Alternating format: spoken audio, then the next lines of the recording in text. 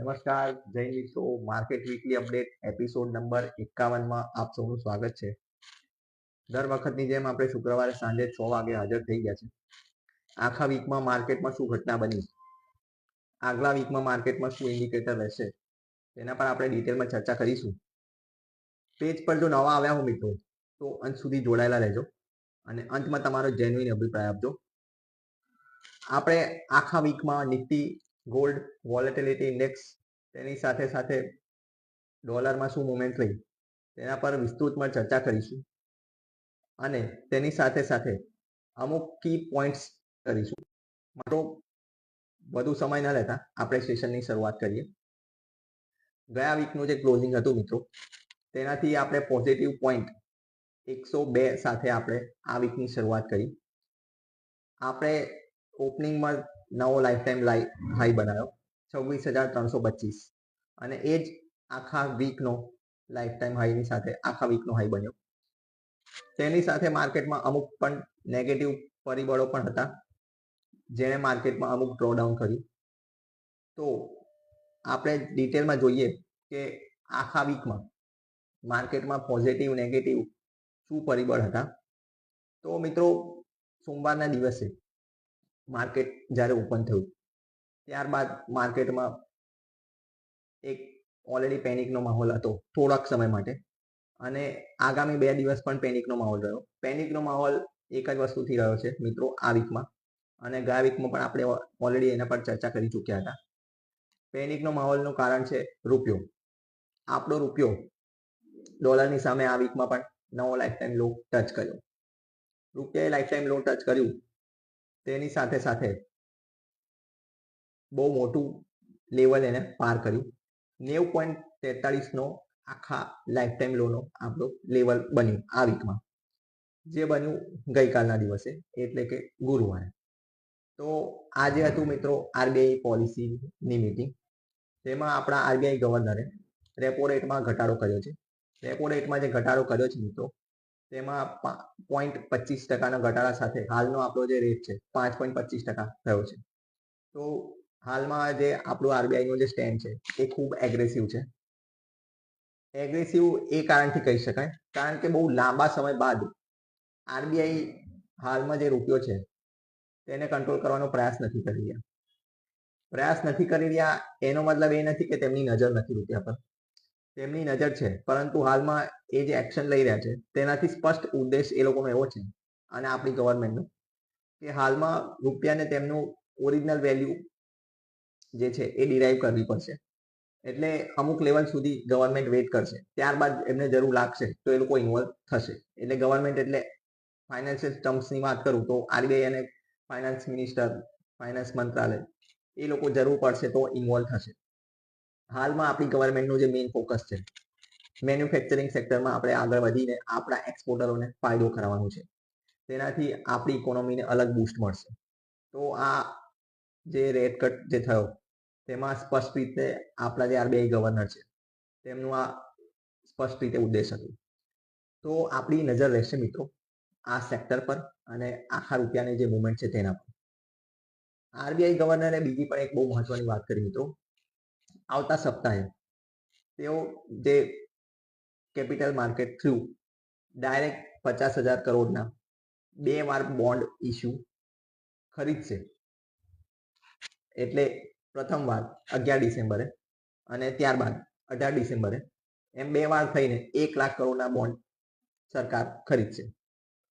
તો આની પર અમુક સેક્ટર પર અસર થશે, ફાઇનાન્શિયલ રિલેટેડ જે પણ સેક્ટર છે તેના પર અસર થશે અને બજારમાં ઓર નવી લિક્વિડિટી એન્ટર થશે.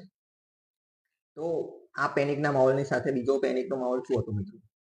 તો મિત્રો, ઘણા લાંબા સમયથી આપણી યુએસએ સાથેની ટેરિફની ડીલ પેન્ડિંગ છે. તેને લઈને પણ હજી પણ અટકળો ચાલી રહી છે. હાલમાં આપણે જોયું આજે કે રશિયાના જે પ્રમુખ છે મિસ્ટર વ્લાદિમીર પુતિન, તે ભારતના પ્રવાસે છે. તેમણે હાલમાં જ આપણી સાથે નવા રક્ષા સોદા કર્યા છે. તેની સાથે ભારતના જે પીએમ છે તેમણે પણ આજે ડિક્લેર કર્યું કે ઓલરેડી આપણે જે બિઝનેસ છે તેને $100 ટ્રિલિયન પર લઈ જવાનો પ્રયાસ છે 2030 સુધીમાં. તો આ જે બિઝનેસ આગળ લઈ જવાનો પ્રયાસ છે. તેમાં જે મેઇન સેક્ટર છે, ટેક્સટાઇલથી માંડીને એઆઈથી માંડીને ડિફેન્સના તમામ સેક્ટર અમુક સામેલ કર્યા છે. તો આજે બિઝનેસ વધવાની જે વાત છે મિત્રો, તેને કારણે ભારતની ઇકોનોમીને અલગ રીતનો બૂસ્ટ મળશે. હવે તમારા નજરમાં તમે જણાવો કે ભારત અને રશિયાનું જે ટ્રેડ ડીલ થઈ, તેમાં તમને કયું સેક્ટર પસંદ આવે છે કે તેમાં આગળ જઈને તેજી થઈ શકે છે. હવે આગળ વાત કરીએ મિત્રો આવતા મહિનાથી, એટલે કે આ જે મહિનાની એક્સપાયરી પતશે ત્યારબાદ બેંક નિફ્ટીમાં મોટા પાયે એક ચેન્જ થવા જઈ રહ્યો છે. બેંક નિફ્ટીમાં હાલમાં આપણે જોઈએ તો 12 સ્ટોકનું પેકેજ છે. હવે એઝ પર ધ નિયમ બેંક નિફ્ટીમાં હવેથી એટલે આ મહિનાની એક્સપાયરી જ્યારે પતશે ત્યારબાદ 14 સ્ટોકનો પોર્ટફોલિયો બનશે. તેમાં યસ બેંક અને યુનિયન બેંકનો સમાવેશ થશે. તો આગામી સમયમાં આપણે જોઈ શકીશું કે યસ બેંક અને યુનિયન બેંકમાં મોટા ફ્લો ઇન થઈ શકે છે. કારણ કે જ્યારે કોઈ પણ ઇન્ડેક્સમાં બદલાવ થતા હોય છે, તો જે શેર અંદર આવતા હોય છે તેમાં ઇન્ડેક્સ જેટલે પણ કેટેગરી હોય છે તેમાં પોઝિશન બનતી હોય છે. તો આગામી સમયમાં યસ બેંક અને યુનિયન બેંકમાં ધ્યાન રાખી શકાય તેવું સલાહ છે. આગળ આપણે જોઈએ મિત્રો તો એનએસસી તરફથી તેમના ડેરિવેટિવ જે પ્રોડક્ટ છે તેમાં તેમની જે લોટ સાઇઝ છે તેમાં ઘટાડો કરવામાં આવ્યો છે. નિફ્ટીનો જે લોટ સાઇઝ છે મિત્રો એ આવતા મહિનાથી એટલે કે જ્યારે આ મંથની એક્સપાયરી પતશે ત્યારબાદ નિફ્ટીની જે લોટ સાઇઝ છે 75 થી ઘટીને 65 કરવામાં આવશે. બેંક નિફ્ટી 35 થી ઘટાડીને 30, મિડ કેપ નિફ્ટી 140 થી ઘટાડીને 120 અને ફિન નિફ્ટી તેમની જે લોટ સાઇઝ છે એ 65 થી ઘટીને 60 કરવામાં આવશે. તો એનએસસી તરફથી પણ લોટ સાઇઝમાં વારંવાર ચેન્જ કરવામાં આવતા હોય છે. તેની સાથે સાથે આપણે જોયું છે કે બીએસસી અને એનએસસી દ્વારા એક્સપાયરીની ડેટને લઈને પણ અમુક વાર દિવસને લઈને પણ અમુક વાર ચેન્જીસ થતા રહેતા હોય છે. તો ફ્યુચરમાં પણ આ પહેલી વાર નથી થયું, ફ્યુચરમાં પણ આવી ઘટનાઓ બનશે. તો જ્યારે પણ આવી ઘટના બનશે ત્યારે આપણે તમને એની અપડેટેડ માહિતી શેર કરીશું. આ વીકમાં મિત્રો ઓટો સેલ્સના નંબર જાહેર થયા. નંબર જાહેર થયા એ ઘણા પોઝિટિવ છે મિત્રો.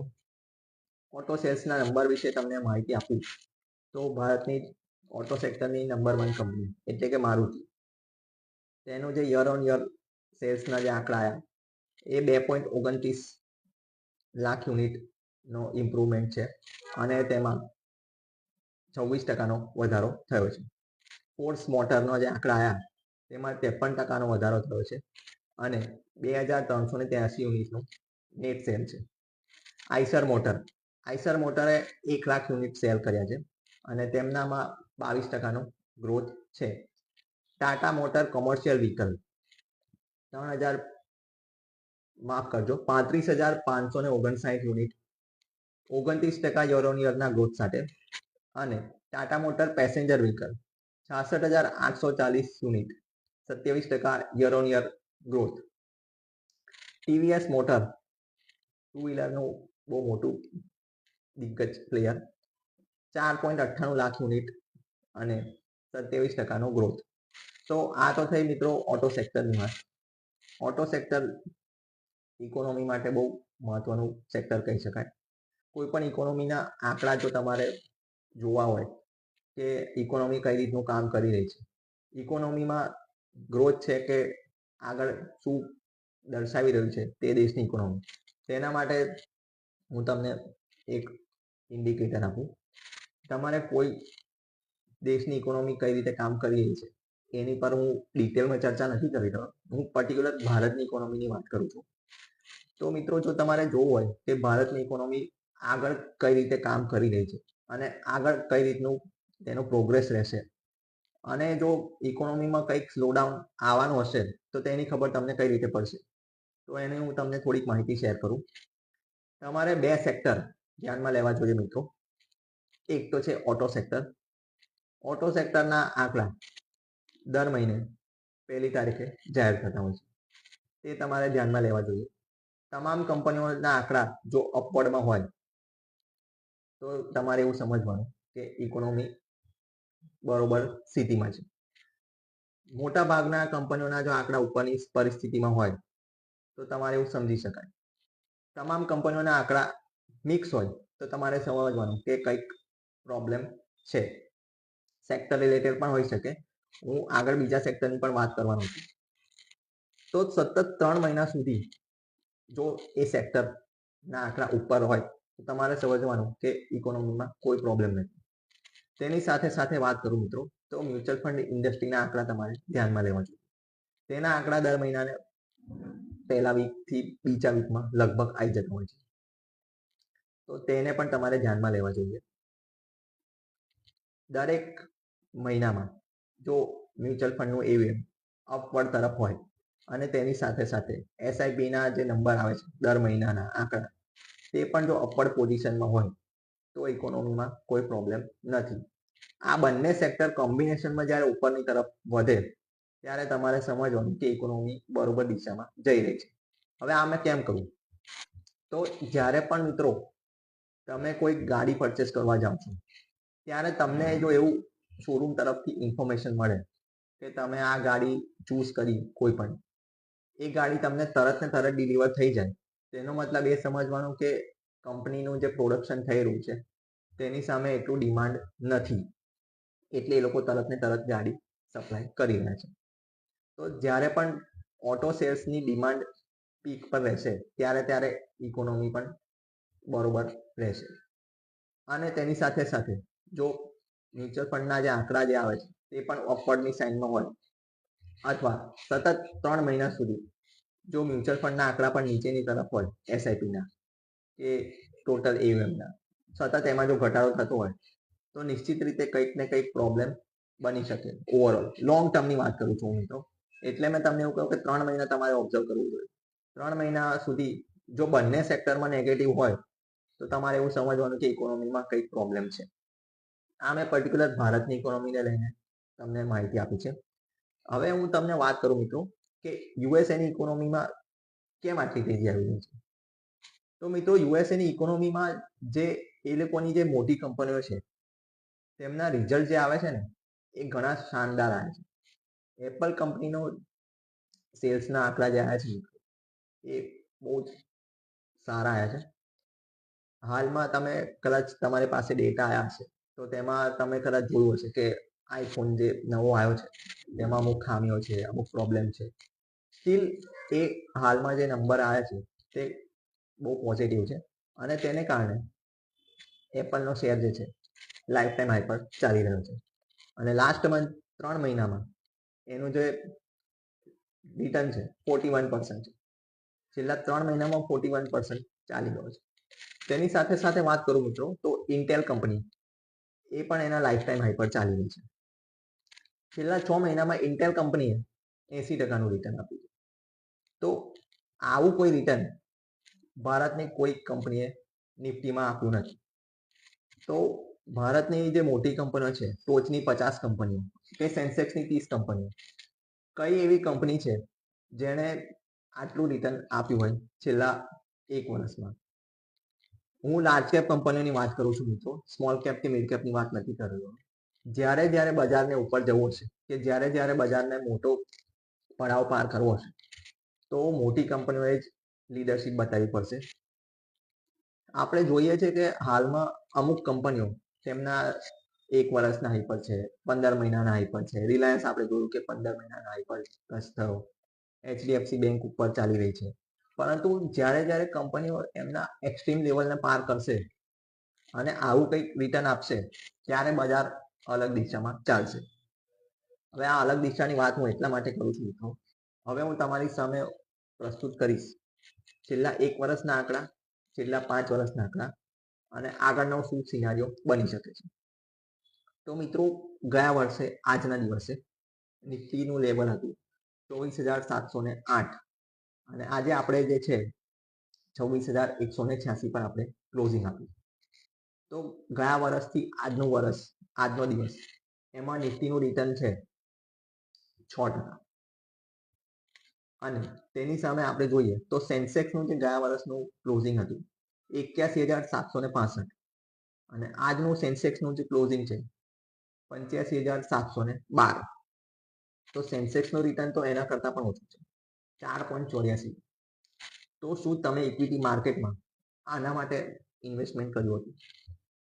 જો તમે 1 વર્ષ માટે આવ્યા હો મિત્રો, તો આઈ એમ શ્યોર કે તમે પૈસા નહીં બનાવ્યા હોય. કંઈ પણ રીતે તમે આવ્યા હશો, તમારા પૈસા આનાથી જો વધારે બન્યા હશે, તો તમે આઈ એમ શ્યોર તમે ફૂલ સ્ટ્રેટેજી સાથે આવ્યા છો. હવે હું તમને આગળ વાત કરું મિત્રો કે 5 વર્ષનું રિટર્ન શું બન્યું છે. તો 5 વર્ષ પહેલા નિફ્ટીનું જે લેવલ હતું મિત્રો 13,258 પર ક્લોઝિંગ હતું આજના દિવસમાં, અને 45,079 એ સેન્સેક્સનું ક્લોઝિંગ હતું. તો ત્યાંથી નિફ્ટીએ 98% પોઝિટિવ રિટર્ન આપ્યું છે અને સેન્સેક્સે 90% પોઝિટિવ રિટર્ન આપ્યું છે. હવે મિત્રો આજે 5 વર્ષની ને 1 વર્ષની મેં વાત કરી મિત્રો, તો એમાં તમારી પાસે ઘણા બધા સમય પર ઘણા બધા ઓપ્શન આવ્યા છે કે તમે આ સેક્ટરમાં ઇન્વેસ્ટ કરો તો આટલા પૈસા બનશે, આ સેક્ટર અત્યારે બૂમમાં છે, આ સેક્ટર અત્યારે ડાઉનફોલમાં છે. આપણે ડિફેન્સ જોઈ લીધું, ઘણી બધી લાંબી તેજી ચાલી, પછી સ્લોડાઉન પીરિયડ પણ થયો, હાલમાં થોડો રિકવરીનો ફેઝ ચાલુ થવાનો સ્ટાર્ટ થયો છે. તો આ તમામ પીરિયડ આવશે. 1 વર્ષમાં મેં તમને નિફ્ટી અને સેન્સેક્સનું રિટર્ન તો તમને જણાવ્યું, તેની સાથે સાથે આપણે મ્યુચ્યુઅલ ફંડના રિટર્ન પણ જોઈએ મિત્રો. તો મ્યુચ્યુઅલ ફંડની કેટેગરીના રિટર્ન હું તમને શેર કરીશ. ઓવરઓલ પર્ટિક્યુલર સ્કીમ વાઇઝ ચર્ચા કરીશું તો ઘણું લાંબુ સેશન થઈ જશે. તો પર્ટિક્યુલર હું 3 કેટેગરીની વાત કરીશ. મ્યુચ્યુઅલ ફંડમાં લાર્જ કેપનું જે રિટર્ન છે તે સૌથી પોઝિટિવ રહ્યું.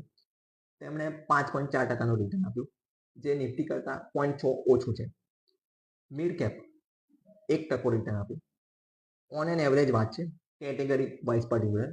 અને સ્મોલ કેપની વાત કરું મિત્રો, તો મોટા ભાગના સ્મોલ કેપ હાલમાં માઇનસમાં છે. ગયા વર્ષે જો કોઈ મ્યુચ્યુઅલ ફંડમાં ઇન્વેસ્ટ કર્યું હોય આ સમયે, તો તેમનો પોર્ટફોલિયો 6% જેવો માઇનસ હશે ઓન એન એવરેજ. જો તમે એસઆઈપી કરી હશે તો ઓછું માઇનસ હશે. પરંતુ આ જે રિટર્ન જે બન્યું છે મિત્રો, આ એક છે બેઝિક રિટર્ન. બેઝિક રિટર્ન એટલા માટે કહું છું કારણ કે મ્યુચ્યુઅલ ફંડ સહીએ તમે સાંભળતા હશો દર વખતે, તો આટલા રિટર્ન માટે તો તમે પૈસા નહીં રોક્યા હોય. 5% અને 1% અને -6% માટે તો તમે પૈસા નહીં રોક્યા હોય મ્યુચ્યુઅલ ફંડમાં. તો તમને તો અત્યારે એવું લાગતું હશે કે મ્યુચ્યુઅલ ફંડ સહી નહીં હે. તો મિત્રો મ્યુચ્યુઅલ ફંડ સહી એ લોંગ ટર્મમાં સહી છે, શોર્ટ ટર્મમાં નહીં. આ જ મ્યુચ્યુઅલ ફંડમાં તમે કન્ટિન્યુ રહેશો તો તમારો પૈસો બનશે. હવે તમે કહેશો કે હાલમાં તો રિટર્ન નથી તો ફ્યુચરમાં એવું શું થવાનું છે? તો મિત્રો જે હું વાત કરી અત્યાર સુધી આટલી જે પણ આપણે ઓટો સેલ્સના નંબરની વાત કરી, આરબીઆઈ ગવર્નરના જે ડેટા તેની પર વાત કરી, તો હાલમાં આપણી ઇકોનોમીમાં જે પણ ચાલી રહ્યું છે, આપણી ઇકોનોમીમાં અત્યારે રૂપિયાના પ્રોબ્લેમ સિવાય કોઈ પ્રોબ્લેમ હાલમાં દેખાતો નથી. તો હાલની જે પીરિયડ છે એ કન્સોલિડેશનનો પીરિયડ છે. આ જ એક પીરિયડ એવો છે જ્યારે મોટાભાગના ઇન્વેસ્ટરો બહાર જતા રહેશે. તો આ જે પીરિયડ છે ત્યારે તમને કોણ બચાવશે મિત્રો? ત્યારે તમને કોણ ગાઈડન્સ આપશે કે તમારે આ એક્શન લેવી જોઈએ ને આ ના કરવું જોઈએ? કારણ કે તમારો પોર્ટફોલિયો પણ જો 1 વર્ષ બાદ માઇનસમાં હોય, તો તમે સ્મોલ અને મિડ કેપમાં રિટર્ન કર્યું હશે તો તમારો એક સમયે પેનિક માહોલમાં તમે તમારો પોર્ટફોલિયો ખાલી કરી દેશો. સ્ટોક હશે કે મ્યુચ્યુઅલ ફંડ હશે, કારણ કે મોટાભાગના લોકોના પોર્ટફોલિયો હાલમાં રેલ જ છે, જેનું 1 વર્ષનું રિટર્ન તમે જોતા હશો. તો આના માટે તમારે પાકો ફાઇનાન્શિયલ એડવાઇઝરનો એપ્રોચ કરવો પડશે મિત્રો. એવો ફાઇનાન્શિયલ એડવાઇઝરનો એપ્રોચ કરવો પડશે જે તમને પ્રોડક્ટ સેલ ના કરે, તમારી નીડ પ્રમાણે તમને ગાઈડન્સ આપે. કારણ કે ફાઇનાન્શિયલ એડવાઇઝરનું કામ છે તમારી નીડ મુજબ તમને પોર્ટફોલિયો સ્ટ્રક્ચર કરી આપે, ના કે તમને કોઈ પ્રોડક્ટ વેચે. પ્રોડક્ટ વેચે એને એડવાઇઝર ના કહેવાય, એને સેલ્સ પર્સન કહેવાય મિત્રો. તો હાલમાં તમારો જે પોર્ટફોલિયો છે એને તમારે જો આ જ રેન્જમાં હોય, સ્મોલ કેપ પર્ટિક્યુલર જે માઇનસમાં છે તેના પર હું ફોકસ કરું છું, કારણ કે મોટાભાગના લોકોનો પોર્ટફોલિયો મ્યુચ્યુઅલ ફંડ હોય કે ઇક્વિટીમાં હોય, સ્મોલ કેપ તરફ વધારે ઝુકાવ રાખતા હોય છે. કારણ કે થોડાક સમયથી સ્મોલ કેપમાં ચર્ચાઓ જે થઈ રહી છે કે એમાં રિટર્ન વધારે બને છે. તો મિત્રો એમાં જોખમ પણ એ રીતનું જ હોય છે. તો તમારા પોર્ટફોલિયોમાં જે પણ શેર હોય કે મ્યુચ્યુઅલ ફંડ હોય તે બજારના જે રિટર્ન હોય એવરેજ તેના કરતાં જો ઓછું રિટર્ન આવતા હોય તો તમારે ફિલ્ટરેશન કરવું પડે. હવે પર્ટિક્યુલર હું મ્યુચ્યુઅલ ફંડની વાત નથી કરતો, હવે હું પર્ટિક્યુલર શેર પર વાત કરું છું. તમારા પોર્ટફોલિયોમાં સ્ટોક ફિલ્ટર તમે કઈ રીતે કરી શકો, તમારા લોસીસ વાળા શેરને તમે કઈ રીતે આઈડેન્ટિફાય કરી શકો. મિત્રો આના માટે તમારે થોડું રિસર્ચ કરવું પડશે.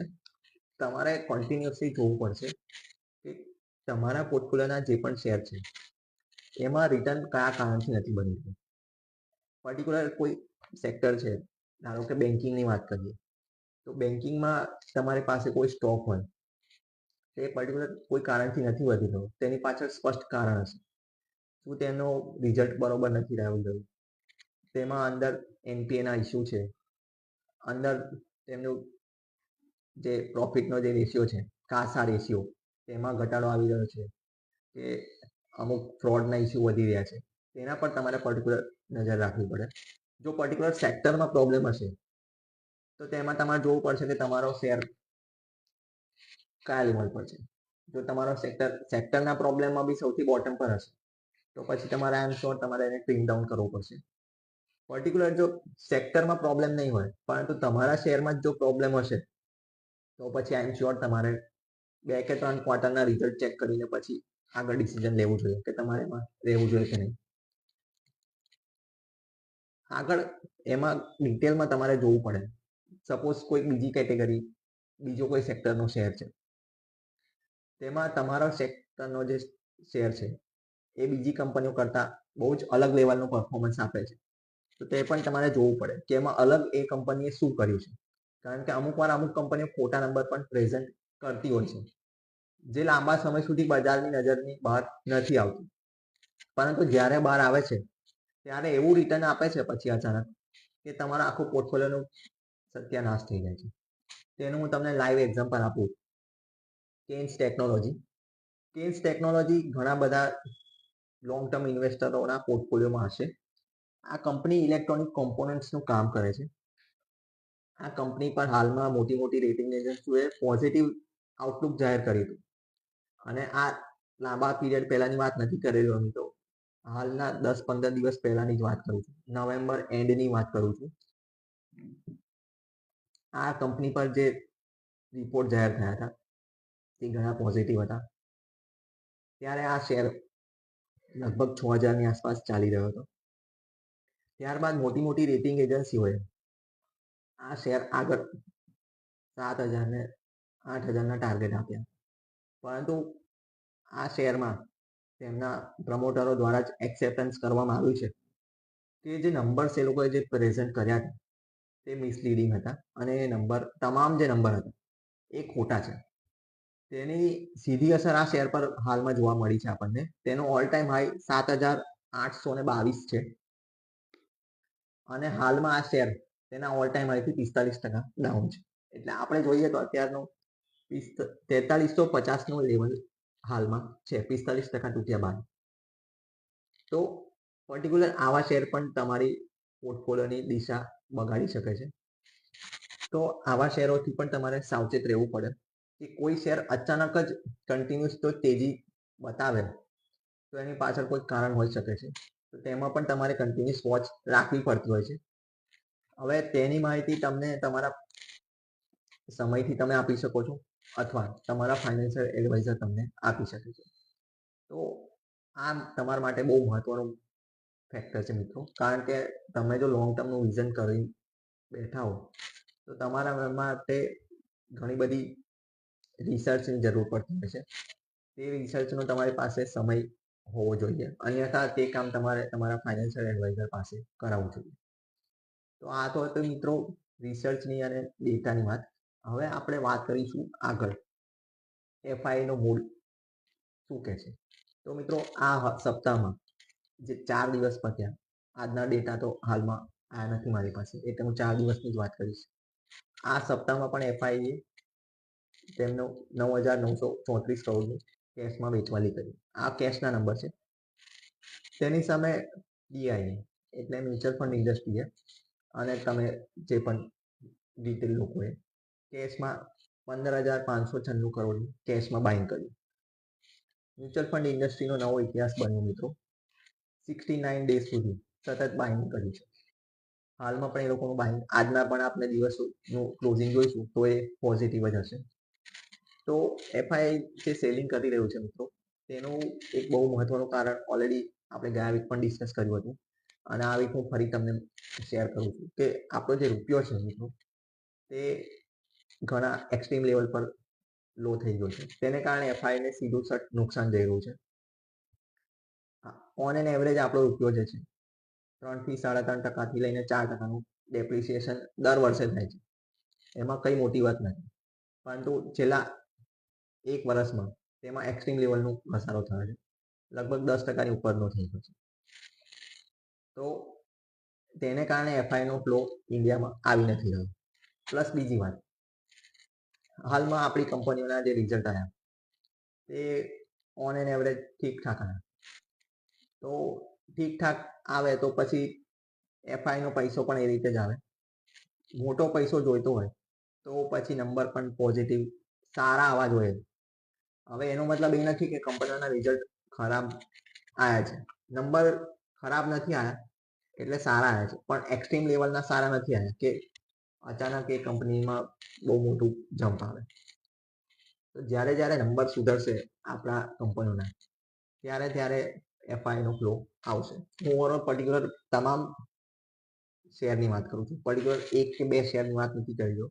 1 કે 2 શેરમાં પણ આપણે જોઈએ તો આપણી પાસે ઇન્ડિયામાં હાલમાં કોઈ એવી મોટી કંપની નથી જેણે, જે મેં આગળ વાત કરી કે એરટેલ, આઈફોન, એપલ અને ઇન્ટેલ જેવા નંબર આપ્યા હોય કે જે 40% અને 80% જેવું રિટર્ન આપી દીધું હોય.